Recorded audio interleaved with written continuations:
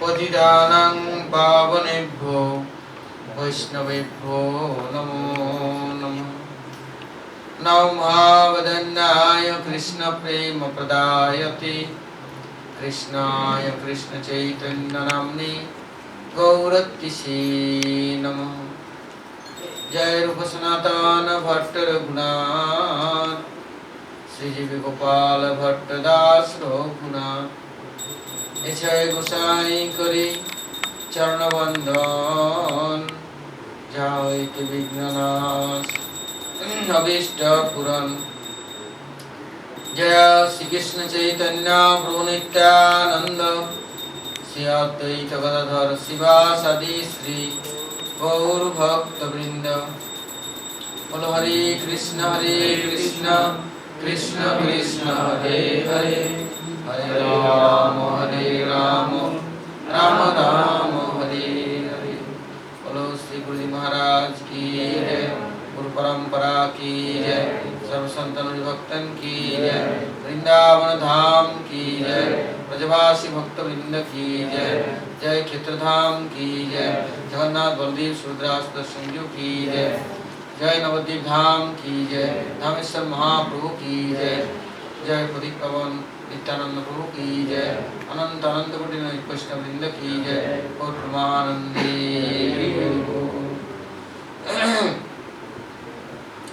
हम लोग अभी क्षेत्रधाम जगन्नाथपुरी की सीमा पर हम लोग बैठे हैं चक्रतीर्थ में। हम लोग जो क्षेत्रवासी अर्थात धामवासी तीनों धाम संबंध विधेय प्रयोजनात्मक है। तो प्रयोजनात्मक धाम वृंदावन है और यह अविद्या धाम है, ये नवद्वीप धाम, और संबंध प्रदाता धाम है जगन्नाथ धाम। और कभी कभी ऐसे कहा जाता है कि नवद्वीप धाम संबंध ज्ञान प्रदाता अविद्या जी ये जगन्नाथपुरी धाम। तो महाप्रभु जी ने ये पुष्ट किया ये शंख क्षेत्र खीरसा यह अविद्या वृत्ति को देने वाले, यहाँ खुद भगवान सबको सेवा वृत्ति देकर के सेवा सिखाते हैं और जीव साधन के बाद और सेवा वृत्ति को प्राप्त करके भगवान के साथ सेवा करने के लिए उपयुक्त तैयार होते हैं।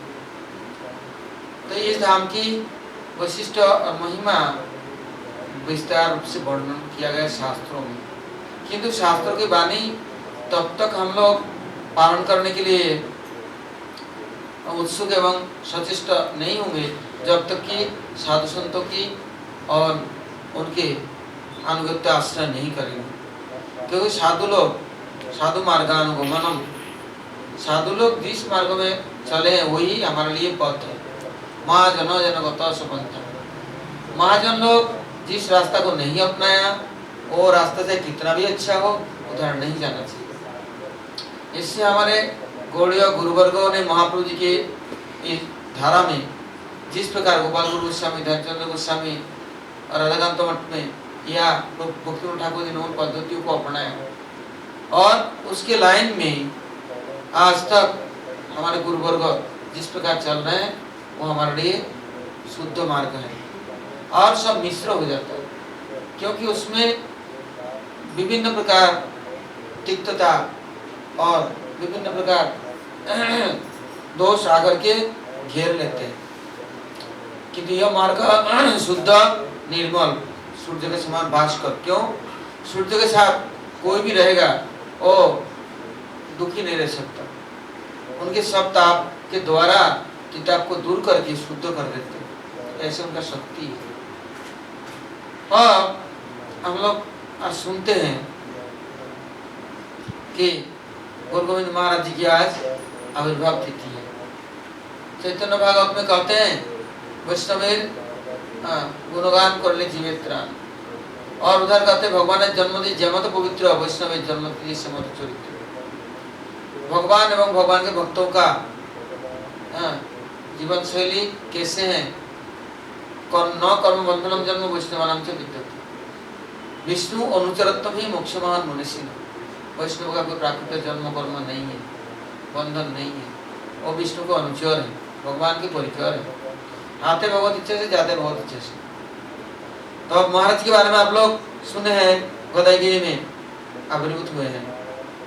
इसके बाद जब वो उनको सबसे प्रिय था गीता जी का अध्ययन करना, और गोपाल जी के सामने सब दिन, चाहे स्कूल जाना हो, चाहे पढ़ना हो, चाहे कहीं जाना हो, वो गीता जी को कभी नहीं छोड़ते। गीता जी का अध्ययन करके गोपाल जी को सुनाते। उन्होंने सुना था यही उनका भोग है, वो उनके बाणी का श्रवण कीर्तन करना ही उनका प्रियता है। इससे वो नित्य नियम करके गीता जी का पाठ करके तब स्कूल जाते, चाहे कुछ भी हो जाए, चाहे पेपर हो रहा है स्कूल में, फाइनल पेपर देने जाएंगे, गीता पाठ नहीं किया जाना नहीं, ना ही नहीं जाना। वहाँ जाकर के देखा बढ़ गया, पेपर बढ़ गया, पेपर चालू हो गया, देर में आए तो बोले तुम्हारा पेपर तुम्हारे टेबल में, तुम गया कहाँ? तुम तो टेबल में पेपर लेके बैठे थे, तुम्हारा पेपर ट्यूटर पेपर रख दिया, पहले देते नहीं थे।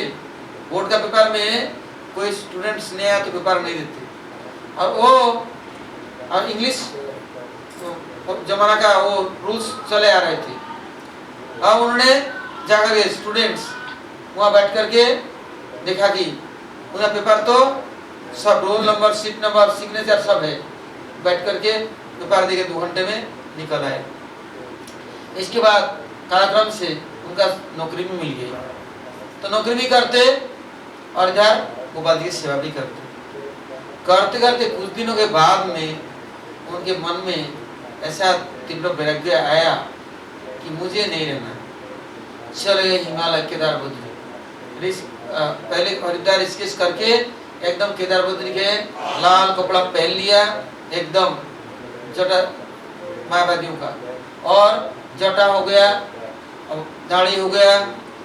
घूमते घूमते सड़क तीर्थ कर करके मथुरा जब उतरे तो मथुरा में हमारे किशोर जी बड़े मठ में आए पहले आकर के, क्योंकि वहाँ महाराज जी साधु संतों को बड़ा आदर करते थे। कोई भी संप्रदाय का हो, चाहे मायावादी भी हो, हम लोग विशेषकर मेरे ऊपर आदेश था कोई भी आए उनको प्रसाद देना है, नहीं तो दाल चावल आटा तेल घी दे दो, वो बना के खाएंगे। तुम पहले तुम लोग नहीं खाओगे। तो आए थे, तो अब जटाजूट है, दाढ़ी भी है, और वो कपड़ा भी कैसा है, और तभी प्रसाद पाए। तो बोले रह सकते हैं, तो हमारा छोटा जगह है, तभी छत पर रहे रात को। तो बोले मैं जुमना जी नहा के आता हूँ। तो उनके पास उस समय भी वो भगवत गीता मौजूद है, और उनके पास एक चीज और था, रुद्राक्ष भी पहने हुए थे, और कमल का भी था, तुलसी भी था, बहुत सारे हाथ में भी था, और ऐसे पहन करके जमुना जी गए नहा धो करके, और गीले कपड़े से आए। तो महाराज जी बोले अच्छा कपड़ा आप पहनना चाहते हैं, हम लोग ऐसे सफेद कपड़ा या गेरुआ दे सकते हैं, किंतु उन्होंने अपना ध्यान में, अपना मस्ती में रहा। इसके बाद महाराज से बातचीत किया तो महाराज ने बोला आप वृंदावन जा सकते हैं। वृंदावन में इस समय स्वामी जी का नाम लिया, क्योंकि महाराज जी दीक्षा देते नहीं थे, और न महाराज जी हरिनाम भी देते नहीं थे। कोई आते वो भी तो संतों के पास भेज देते थे। तो उन्होंने वहाँ भेजा। भेजने के बाद वो जाकर के बहुत चेष्टा की, अभी सुना ना, चेष्टा की कमी नहीं की स्वामी से मिलने के लिए, किंतु स्वामी जी के पास उस समय ऐसा वैशाल वैभव नहीं था। वृंदावन में जमीन तो लिया, किंतु उस समय हम लोगों ने देखा बागान के अंदर में एक छोटा सा कुटिया और ठाकुर जी का थोड़ा सा मंदिर, उस समय मंदिर प्रतिष्ठा भी हुआ नहीं, केवल सेवा चलता था। प्रभुपाद ठाकुर जी के आलेखक की, छोटे राधा कृष्ण की सेवा चलता था। तो अब वो आए, जब स्वामी जी बागान में हरिनाम करके तुलसी में पानी देते, मंदिर में आते, परिक्रमा करते, दंडवत प्रणाम करते, ये पीछे पीछे घूमे थे। घूम करके जैसे स्वामी जी अंदर गए, ये भी जाकर उनको साष्टांग दंडवत प्रणाम। तो बोले देखो यहाँ वृंदावन में आए हो, वृंदावन का सनातन गोस्वामी के लिए महाप्रभु ने बतलाया भद्र वेश बना के आओ, तब तुम हमसे बात करना। तो तुरंत निकल गए, जाकर सब फेंक दिया जमुना जी में, रुद्राकर जितने थे। तो जैसे स्वामी जी का वेश था ऐसे ही मुंडन उंडन करके आ गए। तो उन्होंने सेवक को देखो बुलाया, देखो उधर आया है, बुलाओ। आया, हरिनाम दे दी, दे करके बोले तुमको दीक्षा भी दूंगा और जल्दी संन्यास भी दूंगा। सब लोग देखते रह गए, क्या बोल रहे हैं, बोलना आना नहीं, जाना नहीं, लेना नहीं, देना नहीं, क्योंकि संतों को जानते हैं। वैष्णव न देवा अदेवर्चे, देवता हुए बिना देवता को नहीं समझ सकते, वैष्णव हुए बिना वैष्णव को नहीं समझ सकते। तो गुरुजी ने कृपा किया, अपनाया। इसके बाद उनको बोला देखो सब साधन का फल शून्य है, केवल हरिनाम कीर्तन का फल ही आपके पास साक्षात्कार हुआ। बस तब उन्होंने मंदिर में बैठ कर के बोले गुरुदेव मैं यहाँ कीर्तन करूंगा। बस देखा कि उनका तो भागवत गीता पूरा रटा हुआ है, और गौड़ीय संप्रदाय के चैतन्य चरितमृत और चैतन्य भागवतम, चैतन्य मंगल, उड़िया देखिए जगन्नाथ, अतिवाड़ी जगन्नाथ का भागवत सब उनको याद है।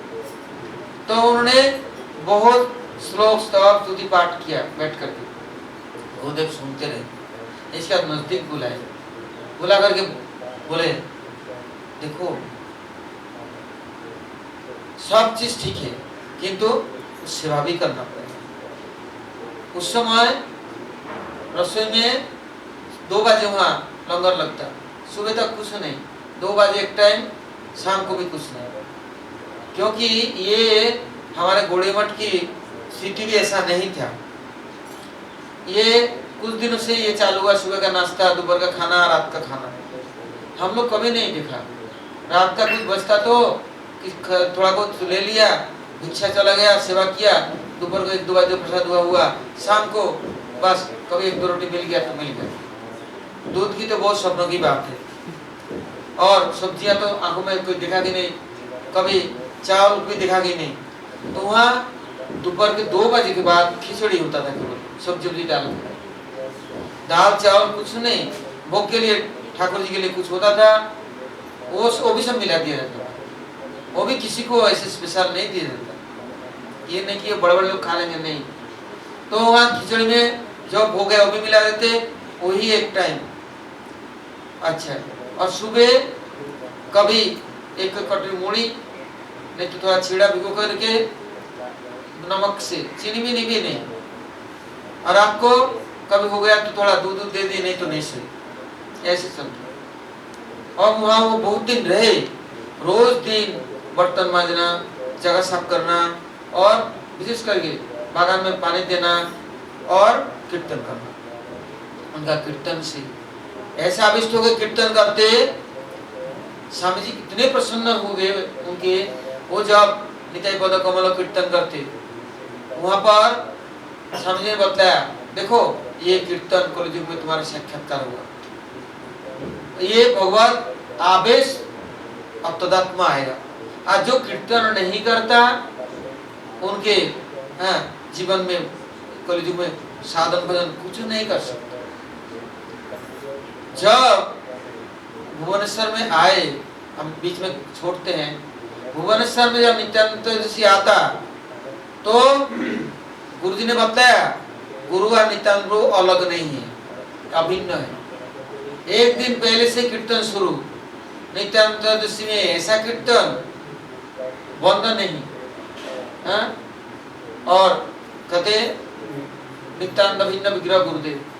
तो उनको प्रश्न करने के लिए हरि कीर्तन में ऐसा अभिष्ट और ऐसा नित्य उच्च संकीर्तन, और वो संकीर्तन लेकर के मठ से निकलते, आश्रम से पूरा जहां तक कभी तो केदारगौरी पहुंच गए, तो कभी किसी मोहल्ले में, कभी किसी मोहल्ले में, किधर जाएंगे कोई पता नहीं।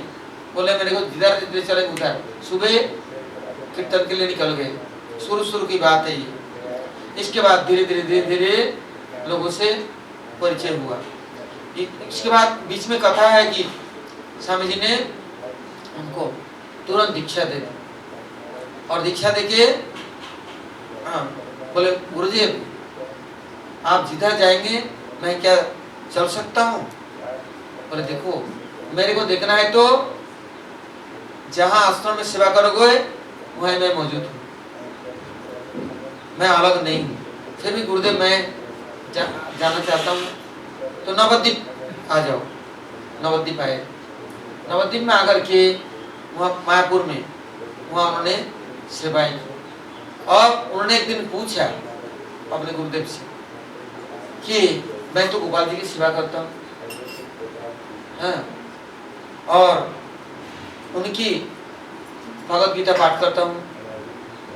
तब उन्होंने बताया देखो एक भगवत गीता है और मेरे पास जो गीता है ये एज इट इज है, और तब भगवत गीता यथार्थ स्वरूप है। हमारे पास साक्षात स्वरूप लेकर के गीता जी विराजमान है, हाँ। तो तुम क्या चाहते हो? बोले गुरुदेव मुझे गीता दे दीजिए, क्योंकि यथार्थ स्वरूप अर्थात साक्षात भगवत गीता स्वामी जी के पास प्रकाश से प्रकट है। गीता का वाणी, हाँ, भगवान ने बताया तो वैष्णव ने लिपिबद्ध किया। कुरुक्षेत्र युद्ध हो गया, युद्ध के बाद में लोगों ने कीर्तन करना भी शुरू कर दिया। इतने याद कैसे किया? किंतु वैष्णव स्वयं भगवान के अभिन्न तत्व है, इससे उन्होंने जितना श्लोक बोले कृष्ण ने 750 सब उनको याद था। स्वामी जी क्या बचपन से ही कैसा था पता है? बचपन में गीता का गान लिख दिया। आप लोग पढ़ा कि नहीं? बंगाली में पूरा गीता का गान लिख दिया। बचपन में स्कूल जाते और गीता पढ़ते और उसका अनुवाद नहीं, एकदम सॉन्ग्स लिख दिया, सब एज इट इज अर्थ। बोले गीता जी हमारे पास है, तुम इसको पढ़ो। जब उन्होंने पढ़ा देखा गोपाल तो उसमें आनंद से नृत्य कर रहे, बहुत प्रसन्न। तो अभी यदि भगवत गीता को हृदय में अपनाया नहीं, भगवत वाणी को अपनाया नहीं, तो ये जड़ शब्द और जड़ जगत की वाणी यहाँ पर अधिकार करके अपने आप ही जगह बनाएगा, घेरा बनाएगा। खेत में फसल नहीं तो जंगल होएगा, घास भूसा होएगा, और जिस खेत में फसल होता है घास भूसा दब जाता है। तो उन्होंने उस दिन से उन्होंने श्रीमद् भगवत गीता पढ़ने लगा। जब गीता एक बार दो बार समाप्त हो गया, स्वामी जी ने बुला करके बोले देखो अब तुम चैतन्य चरितामृत पढ़ो। उन्होंने चैतन्य चरितामृत भी अनुवाद किया था। तो उन्होंने चैतन्य चरितामृत पूरी तरह से गुरु जी के वाणी उन्होंने अध्ययन की, अनुसरण की। तब बोले अब भागवत पढ़ना, किंतु ये भागवत छोड़ना नहीं। तो अब नित्य प्रति उन्होंने भागवत पढ़ना शुरू कर दिया। तो मुझे याद है जब उनके शिष्य लोग उनके पास जगदीश पंडित, गोकुल, विभिन्न बहुत उनके शिष्य लोग जब आए तो क्या बोलते, देखो बिना वैष्णव सेवा गुरु सेवा के तुम्हारा साधन कभी शुद्ध नहीं होगा और न तुम साधन करने लायक बनोगे। सेवा करो। तो उन लोगों को कहाँ मलेशिया, कहाँ सिंगापुर, कहाँ हांगकांग, कहाँ भेज देते, क्या पेंटिंग बेचने के लिए, अगरबत्ती और किताब। केवल किताब तो लोग लेंगे नहीं और सारा सब जगह बेचने में देंगे नहीं, ट्रेन में ऐसे करके। तब यहाँ थोड़ा हमारी इच्छा था यहाँ यूनिवर्सिटी करेंगे, यहाँ पर बहुत बड़ा आश्रम मंदिर होगा। तो शिष्य लोग कलेक्शन करके आते विदेशी पैसा लेके, तब मथुरा में आते, क्योंकि वो चेंज करना उस समय बड़ा भाई कठिन था, हाँ? और पकड़ लेंगे तो बड़ा विपद।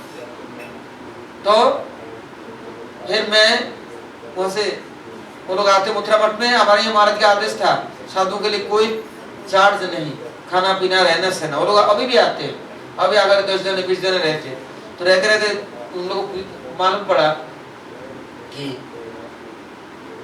यहाँ सब सुविधा है। फिर मैंने कभी 15 लाख कभी 10 लाख चेंज करके और कैसे देता यहाँ उड़ीसा भेजने के लिए।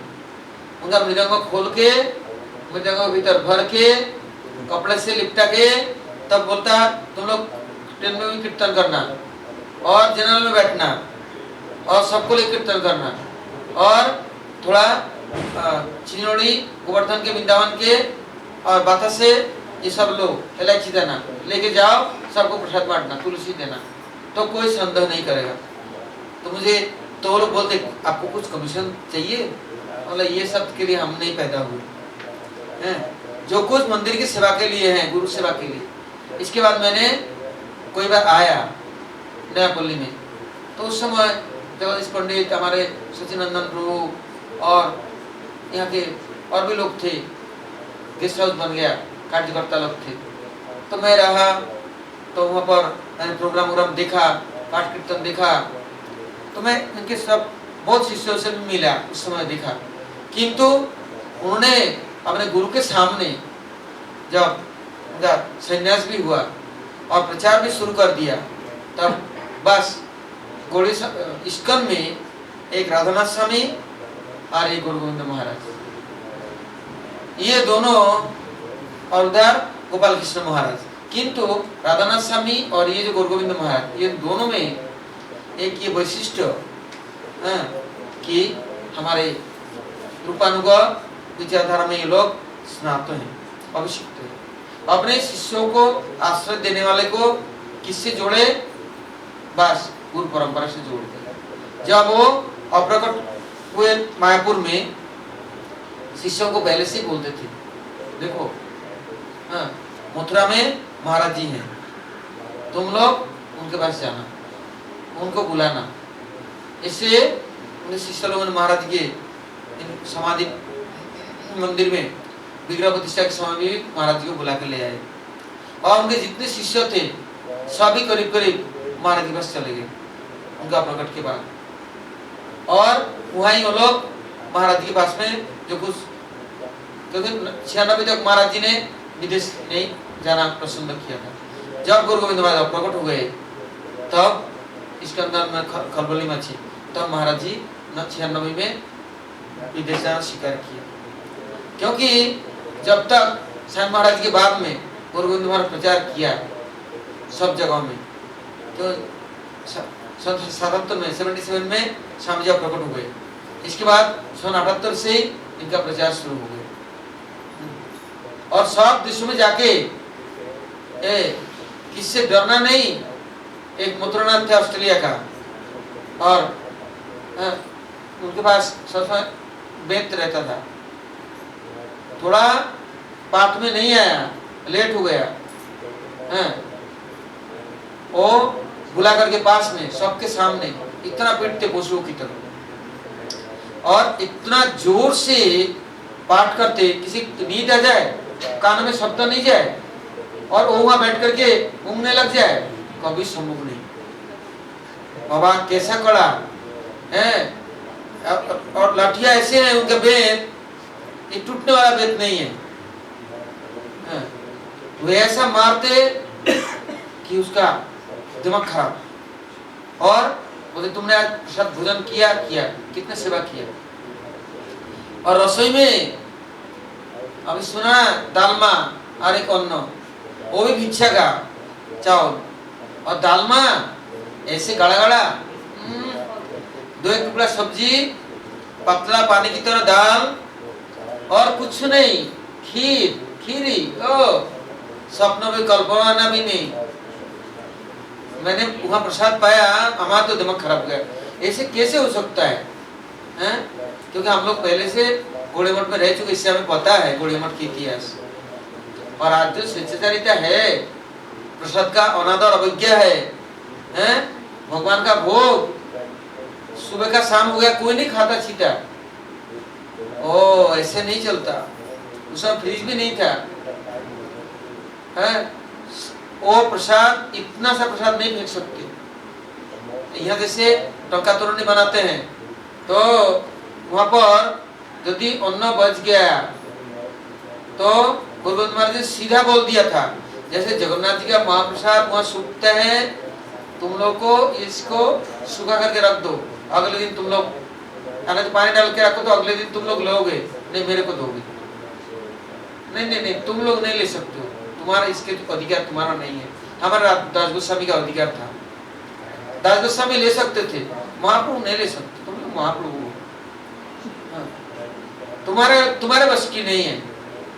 एक दिन हाँ, कभी जगदीश पंडित से सचिनंदन प्रभु से पूछना क्या किया, एक दिन सेवक लोग प्रसाद पा रहे हैं तो प्रसाद पाते समय क्या करते, डालमा में कभी कखारू होता है, यहाँ वो हमारे बंगाली में कहावत है, आड़ू साड़ू कखारू ये तीन छाड़ी की पचारू, तो हमारे बंगाल में कुड़िया को चिढ़ाते हैं क्योंकि ये आड़ू खाएगा, ये आलू नहीं वो वाला कंदमूल वाला, साड़ू खाएगा और कखारू, तीन चीज खाना जाता है उड़िया और कुछ नहीं जानता।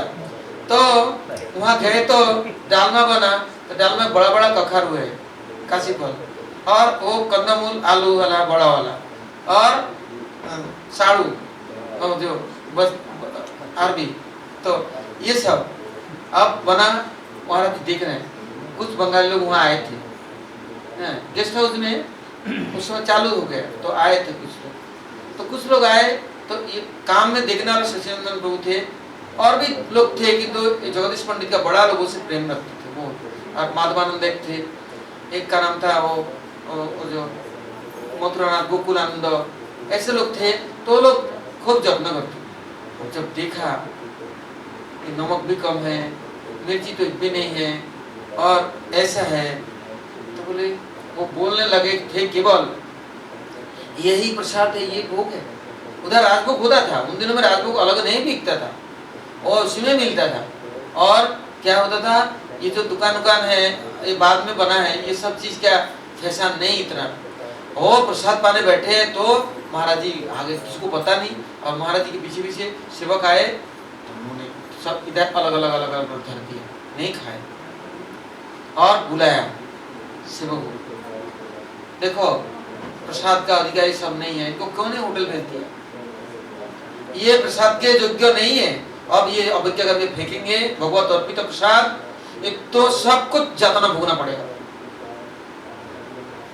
बोला तब उन्होंने सुनाया, मेरे गुरु महाराज जी बॉम्बे में प्रसाद के बाद घूम रहे थे, जहाँ डस्टबिन में जाके देखा खड़ा हुए, सब लोग वहाँ कहाँ जा रहा है गुरुदेव, और मैं कहीं भी जाता हूँ, तो लाठिया टेक के गए डस्टबिन के पास, देखा वो चीज फेंका हुआ है, और देख करके प्रणाम किया, वहां से उठाया, मुंह में डाला और माफी मांगा, ये अनभिज्ञ है, अज्ञ है, प्रसाद का सम्मान नहीं जानता है, आप क्षमा करना। तब से आज तक भूमि में क्या नियम हुआ, एक सब्जी बनेगा, चाहे पकौड़ी का रसा तो पकौड़ी का रसा, और 9 बजे प्रसाद होगा, और सब जगह वो फोटो भी लगा हुआ है प्रसाद हमाल में, ये आदेश है, जितना जरूरत इतना लोगे, इतना सा नहीं फेंक सकते हो, और यदि तुमने फेंका तो तुम्हारा इसके लिए दंड मिलेगा, अपराध, अगले दिन प्रसाद नहीं मिलेगा। हम लोग तो लेते समय या देने वाला देता है, लेने वाला लेता है, किंतु उसका परिणाम नहीं जानता है। ग्रहण किया तो अमृत है, फेंका तो जहर है, तुम्हारे लिए जहर से अधिक काम करेगा, बड़ा विपद है। इसलिए गोविंद महाराज वहां बोले ये प्रसाद आपको खाना पड़ेगा, नहीं तो जा नहीं सकते। वो लोग रोपने पीटने लग गए हैं, क्योंकि जो बंगाली बिना मछली का खाता नहीं है, और लाल मिर्ची और चटनी और प्याज और लहसुन है, जो ये उन लोगों को सीजा हुआ कखारू और आड़ू और साड़ू, उसमें नमक भी नहीं है, तो कैसे जाएगा उनका। फिर उनको नमक ला दिया, मिर्ची ला दिया, चोखा बनाया, किस तरह से खा के छोड़े नहीं। ऐसी सस्ता नहीं है कि महाप्रसाद को फेंक देंगे। हमारा तो क्या होता है, थाली भर के ले लेंगे गाय भैंस की तरह, और बाद में महाप्रसाद सम्मान तो दूर रहे, उसको ऐसे तुच्छता के साथ फेंक देंगे, ऐसा लगता है कोई है, हमारे लिए अपवित्र वस्तु मिल गया। हमारे गुरु महाराज को मैंने देखा कभी जीवन में प्रसाद पाया तो थाली धोके पानी भी पी लेते थे, हाथ धोके थाली भी धो लेते थे। इतना प्रसाद कभी छोड़ना तो बहुत स्वप्न की बात है। उन्हें थाली आता सामने रह जाता, दूसरे पत्तल में या थाली में इसमें थोड़ा थोड़ा थोड़ा थोड़ा चारों तरफ से लेकर के ऐसा लगता है सजा हुआ गया। और हमने सुना भक्ति श्याम गोस्वामी महाराज को भी प्रसाद आया, उसमें थोड़ा थोड़ा ले लिया जितना लेने लायक है, हमने तो बाकी अलग रख दिया, छुआ भी नहीं। किंतु वहां मैंने ये चीज देख करके मेरा दिमाग खराब हुआ। उस दिन से मैंने जीवन में आज तक चाहे मिर्ची आए, चाहे नमक आए, चाहे नींबू के छिलके आए, जो महाप्रसाद में समर्पित है बाबा, उस दिन से मेरा दिमाग और जगत में पहुंच गया देख करके। और क्या प्रसाद पाते समय पहले गुरु महाराज को दंडवत प्रणाम करके, गुरु महाराज के समर्पण करके, गुरु महाराज से प्रार्थना करके, वैष्णव से महाप्रसाद की स्तुति करके, तब कहीं जाकर के वो लोग प्रसाद ग्रहण करते थे। नहीं तो प्रसाद सर्व दुख नाम हानिरस्य उपजायते प्रसन्न चित्तस्य बुद्धि प्रज्ञा प्रतिष्ठते। प्रसाद बुद्धि नहीं होने से महा विपद है। इसके बाद मेरे को याद है जब वो प्रचार में जाते थे तो उनके शिष्य लोग आते थे कभी कभी मथुरा वृंदावन, तो बातचीत होता था। उन्होंने बोल दिया नाम करते समय जो चिद अनुशीलन हरिनाम है, उस समय जड़ अनुशीलन नहीं करने का। कैसे जड़ अनुशीलन नहीं करने का? क्योंकि उनका प्रकट के बाद में उनके शिष्य लोग जब मथुरा आए थे तब तो सभी करीब करीब प्रेम प्रयोजन या अरण्य महाराज बने या दामोदर, आजकल तो दामोदर महाराज राधानाथ, जितने तो उन्हीं के शिष्य थे सब। करीब महाराज जी के पास उनके सारे शिष्य विदेशी आ गए थे, कोई एक आध दो को छोड़कर। तो मैं देखता था क्या इन लोगों का आचरण है। उन्होंने शिष्टाचार को विशेष ध्यान दिया। यदि शिष्टाचार नहीं है, नहाया नहीं, धोया नहीं, अब यह झट आरती में आ जाता है। और मुंह भी खुला किया नहीं, आंखों में भी पानी डाला नहीं, ऐसा नहीं चलता। शिष्टाचार शिष्टाचार है। सुबह उठना है, उठना है, नियम तो नियम है। और इसके बाद में उनका जो उन्हें एकदम पक्का नियम कर दिया था सब शिष्यों के लिए, आश्रित जनों के लिए, कि तुम लोग गुरु सेवा कितना किया और कितना करो। अभी भी उनके जो शिष्य लोग हैं, आज के दिन में मैं मथुरा में रहता था तो तिरुवार तिथि, आविर्भाव तिथि या तिरुवार तिथि खूब अच्छी तरह से मनाते हैं। सब शिष्य लोग आते हैं, वहाँ उनका मुनिमती है और भी बहुत लोग शिष्य लोग हैं। तो वो लोग गुरु जी के लिए आज जैसे उत्सव हुआ तो तिथि में यदि 5 रुपया खर्च करेंगे गुरु जी के मंदिर के लिए, गुरु भाइयों के लिए, वहाँ के लिए 50 रुपया पहले भेजते हैं, क्योंकि ममता है, मेरा गुरु महाराज है। आजकल तो एक गुरु के पास आया, दूसरा कोई मिल गया, बस उनके बाबा में आ गए, बाबा में आ गए, हम अपने गुरु को भूल गए। ऐसा कभी नहीं होना चाहिए शिष्यों के लिए। गुरु को तो प्राण होना चाहिए, गुरु का वैशिष्ट जानना चाहिए और गुरु के मर्यादा जानना चाहिए। तो अकेले हैं तभी अपना गुरु का आविर्भाव तिथि अपना पालन करते हैं। किंतु कुछ ऐसा दुष्ट दानव जो कि गुरु की बात भी नहीं माना, उस समय मेरे सामने बोलते थे कुछ शिष्यों को, ये नहीं करने का तुमको। सबके सामने ऐसे नहीं खुलगुरा, पाठ के बीच में जो कुछ बोलेंगे सबके बीच में, अकेले बुला करके नहीं, चुपचाप। जिस करके अभी बोलने से ये सब रिकॉर्ड होता है। कुछ लोगों को बोला देखो ये काम नहीं करना, ये नहीं करना, ऐसा नहीं करना, उन लोगों ने किया, बाद में आप दुखी भी कितने हैं। इससे अन्याय जो करे, अन्याय जो सहे, दोनों ही एक से हैं।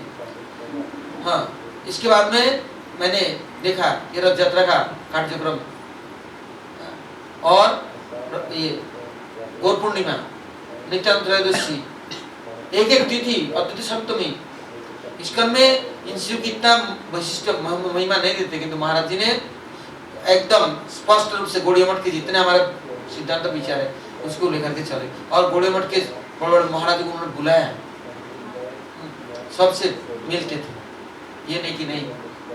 हमारे वहाँ बाग बाजार के मठ है विदेशों में, वहाँ महाराज जी को स्वागत करते थे, महाराज जी आते थे। आज भी वहाँ महाराज जी के नाट मंदिर में महाराज जी फोटो लगा हुआ है गोविंद महाराज। वहाँ जाकर के महाराज जी ने ऐसा पाठ किया, किंतु वहाँ दूसरे के मठ में पाठ कीर्तन किया तो प्रणामी कभी नहीं ले आए, और न कभी वहाँ शिष्य किया। बोले नहीं तुम लोग यहाँ शिष्य हो जाओ, ये नहीं कि लालच है कि उसी को छीन ले उसी को छीन ले। और बोलते थे तुम्हारा जहाँ मर्जी जाओ, किंतु वैष्णव के प्रति सम्मान आदर भूलना नहीं, वैष्णव का मर्यादा भूलना नहीं, गुरु का मर्यादा तुम लोग भूलना नहीं। आज उनके आविर्भाव तिथि है, तो अभी टाइम हो गया, शाम को हम लोग और कथा सुनेंगे। और जो लोग यदि वहाँ जाएंगे तो भुवन से जाएंगे, समाधि पुष्पांजलि देंगे, यहाँ पुष्पांजलि देंगे और शाम को और कथा सुनेंगे।